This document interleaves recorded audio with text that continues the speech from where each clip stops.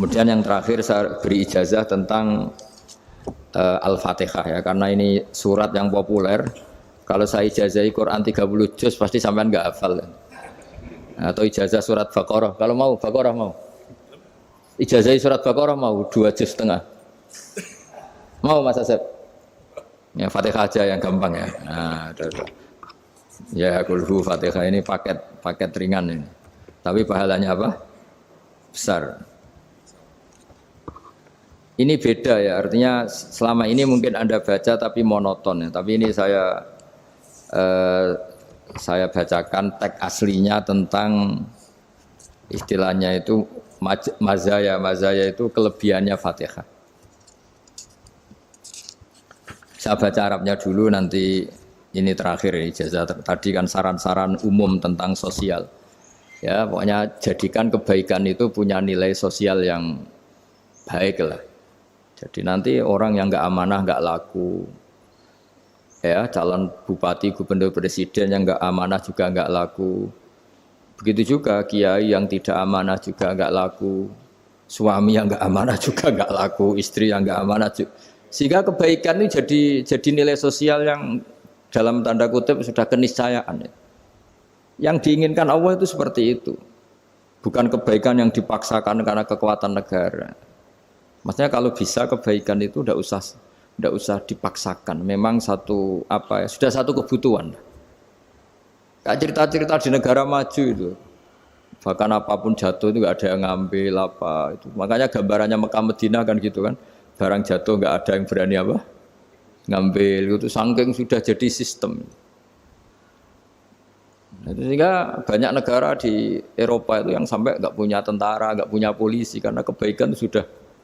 Nah kita kan masih capek, polisinya aja capek apalagi masyarakatnya, karena ya kebaikan itu belum jadi nilai bersama. Nah kita selain ditopang negara, ada polisi, ada tentara, itu kita usahakan kebaikan itu jadi nilai bersama. Tadi wa'tamiru bainakum bima'ruf. Dan kita punya reputasi yang bagus dalam bab ini. Saya masih ingat kecil saya itu yang jilbaban hanya keluarga kiai. Sekarang rata-rata masyarakat itu jilbaban. Dulu yang sekolah SMP, SMA itu jilbaban kadang dulu malah dilarang ya, harus sama seperti itu seragamnya. Sekarang sudah boleh dan nyaman. Lama-lama yang dapat simpatik ya yang pakai pakaian model tertutup seperti itu. Lama-lama gamane cara wong golek mantu ya golek yang seperti itu daripada yang blodor. Lama-lama jadi nilai bersama. Ya ingin saya seperti itulah. Di terminal juga sama.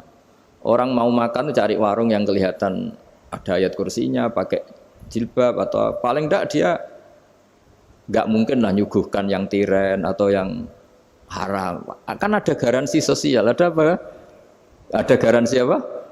Sosial dengan penampilan yang soleh itu kan, masa iya nyuguhkan oplosan babi itu misalnya itu. Jadi nilai sosial itu harus benar-benar jadi nilai. Sehingga negara biar enggak capek-capek itu.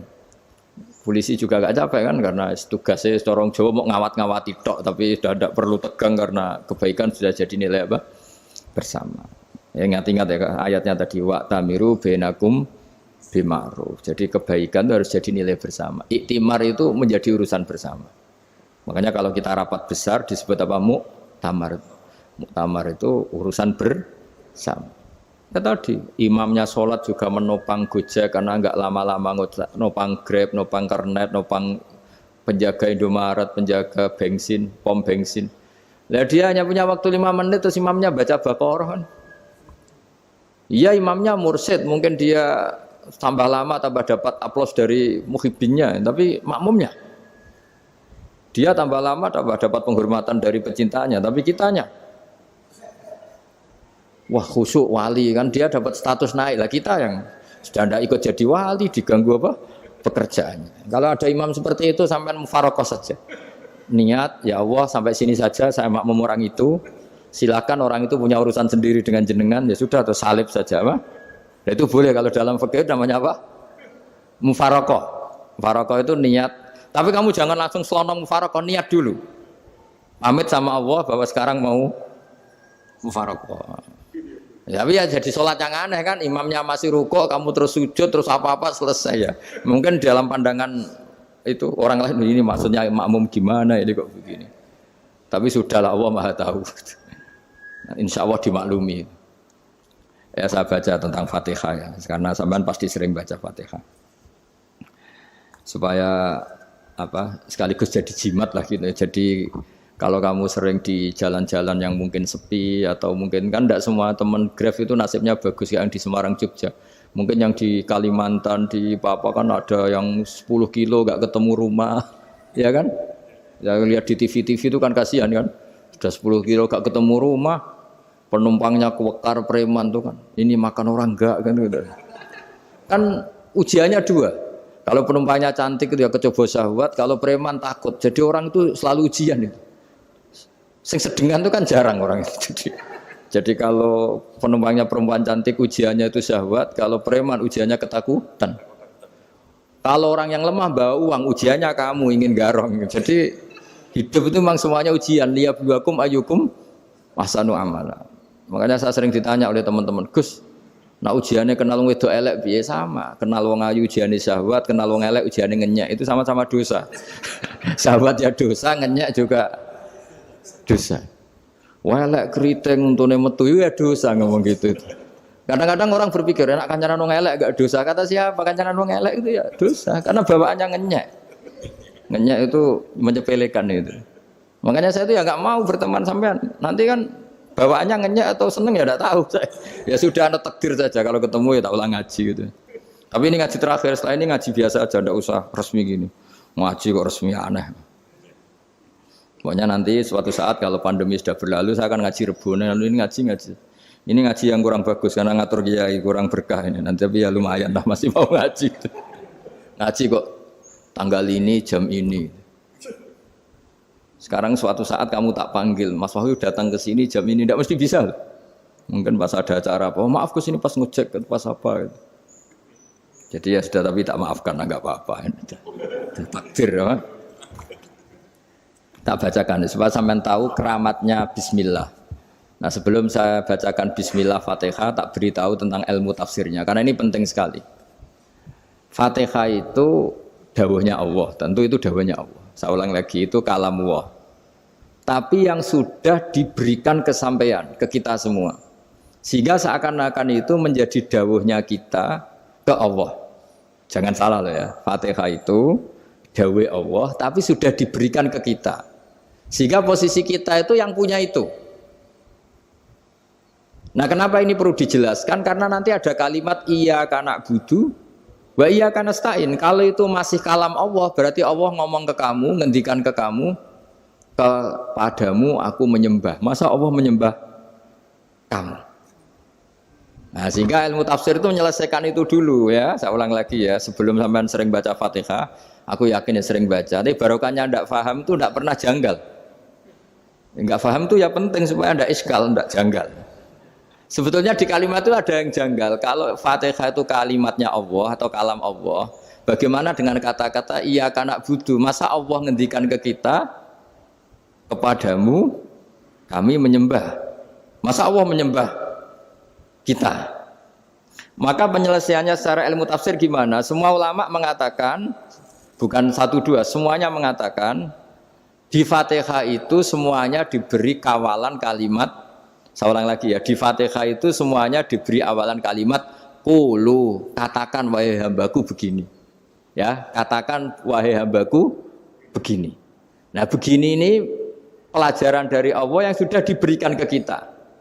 Terus kita mengatakan bismillahirrahmanirrahim, alhamdulillahirabbil, termasuk kita mengatakan iyyaka na'budu wa iyyaka nasta'in.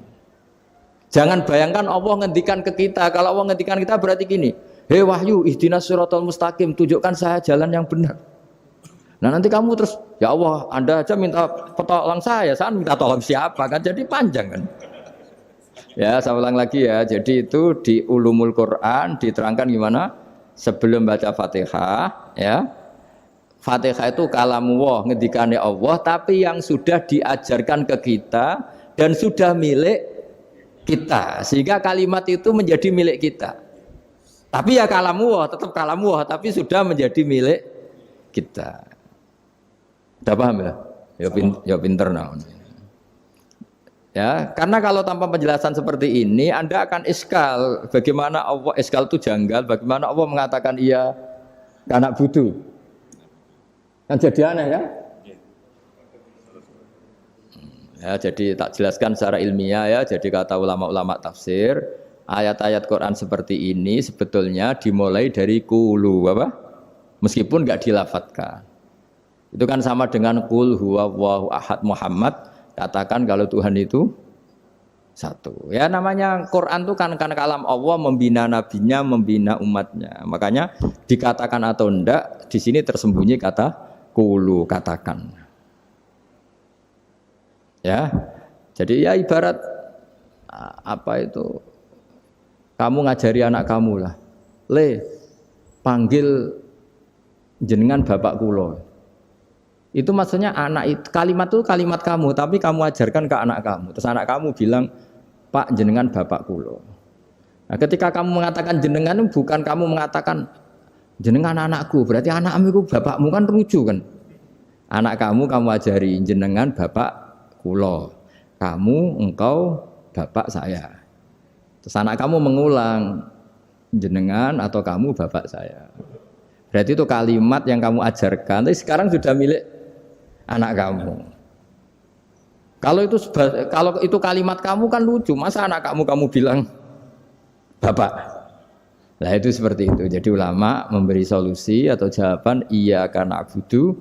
Iya itu sebelumnya ada kata-kata kulu, katakan wahai hambaku, hubungan kamu dengan saya adalah katakan iya karena abudu wa iya karena nasta'in. Terus hubungan kamu dengan saya katakan juga dalam doamu ihdinas siratal mustaqim. Jelas ya, jadi itu kalam Allah yang sudah milik kita karena diajarkan Allah untuk kita.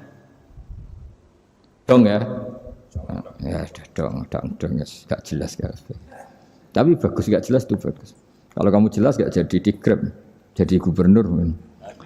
Min azimi fadliha kasratu asma'iha wa fadail ukhra. Ini cerita dramatisnya surat Al-Fatihah. Qala Abu Hurairah radhiyallahu anhu inna iblisa ranna khina unsilat Al-Fatihah. Jadi iblis itu begitu kesakitan. Ini kitab Abu Abul Farad karangannya Sayyid Muhammad Alawi, juga kutipan dari beberapa kitab. Yang jelas beliau sendiri juga ngutip dari beberapa riwayat di beberapa hadis. Halaman 123. Ketika Fatihah turun itu iblis kesakitan. Kayak orang sakit gigi lah, tersiksa sisanya karena turunnya surat apa? Al-Fatihah. Artinya kalau Anda baca Fatihah dijiwai, maka Anda melemahkan setan, melemahkan iblis. Wa qala Mujahid, khina unzilat Fatihatul kitab ronna fastama indahu asyayatin. Jadi ketika Fatihah itu turun, iblis itu terkapar lah kira-kira. Sampai dijenguk banyak setan. Jadi kamarnya di ICU lah kira-kira gitu kalau sekarang itu. Entah Covid entah enggak tahu, pokoknya di ICU sampai dijenguk banyak setan. Enggak tahu bawa apa enggak tahu, pokoknya dijenguk banyak setan. Ono yang nyangoni karena ini apa? Ketuanya apa? Pingsan, sakit. Jadi iblis itu sakit sampai dijenguk anak buahnya setan-setan. Ya, semoga kalian semua tidak kenal setan. Kalau kenal berarti teman, apa? Wa qalu misla dzalik. Wa qala lahum laisa mimma taquluna syai'un walakin unzilat suratun laisa ajruqa ilya illa an harramahu alaihi nar jahannam. Saya ini bukan sakit fisik kata iblis. Kamu tidak usah jenguk saya, datangkan dokter terbaik, tidak usah. Saya ini tidak sakit fisik. Saya ini sakit karena ada surat yang diturunkan, yang pahala yang melafadzkan surat itu pasti selamat dari neraka. Padahal misi terbesar saya ini supaya manusia masuk neraka. Sekarang punya tamengnya. Wah pusing kan? Ya seperti orang lah goda sampean, ternyata sampean setia, itu kan pusing. Nah ternyata tidak setia, itu yang akhirnya ribet kan itu. Jadi iblis itu cita-cita terbesarnya kan semua orang itu masuk neraka. Nah sekarang turun satu surat yang gara-gara surat itu siapapun yang baca dijamin selamat dari neraka. Jadi walakin unzilat suratun laisa ajru qailiha illa an harramahu alaihi nar jahannam. Karena jadi dia shock lah, kalau orang di Jawa itu bilang shock. Aduh sial nasib saya ini umat nggak bisa saya goda lagi karena punya tamengnya tadi punya. Qad tolakaidukum wa makrukum. Rekayasa kalian sekarang itu tidak ada gunanya semua. Nah, ini alhamdulillah di Indonesia kelihatan kan banyak yang miskin, banyak yang susah. Tapi selagi mereka masih sholat, itu keinginan mencari halal itu masih tinggi. Kayak apa kita di tengah kota, jauh dari anak istri, jauh dari tetangga. Biasanya kalau orang jauh dari anak istri, tetangga kan sakar PDW. Tapi yang soleh masih banyak, sudah jauh dari keluarga tetap lurus. Loh, kalau yang dekat lurus kan wajar, konangan wong akeh kan. Ini sudah jauh masih lurus. Nah ini nggak lepas dari barokahnya surat apa? Surat Fatihah tadi. Jadi karena ada surat yang menjamin pelafalnya atau qailiha terbebas dari api neraka. Wa qalat as-sayatinu lahu is ayyusai'in ta'muruna ya maulana. Faqala lahum idhabu wajtahidu hatta tukhfilu qulubahum hatta la yaqulu hadhihi surah. Lalu kita gimana? Jari para setan gitu. Lalu kita gimana? Terus kata iblis, sudah bikin mereka lupa sehingga tidak baca lagi. Selagi masih baca kita pasti keok.